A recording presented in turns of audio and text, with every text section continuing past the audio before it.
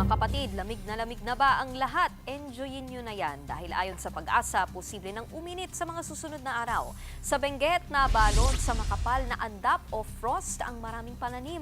Halos magkulay puti na rin ang lupa dahil sa yelo. Dulot pa rin yan ang mababang temperatura dahil sa amihan.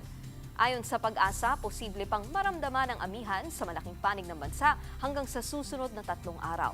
Pagtapos niyan ay iiral na ang maalinsangang easterly winds, kaya magiging mainit na ulit.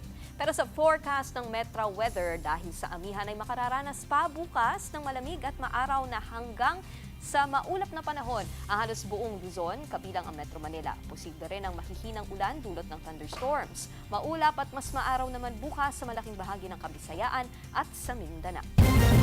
Mga kapatid, Nikki de Guzman po. Para sa mga impormasyong dapat ninyong malaman, mag-follow at mag-subscribe na sa social media pages ng News 5.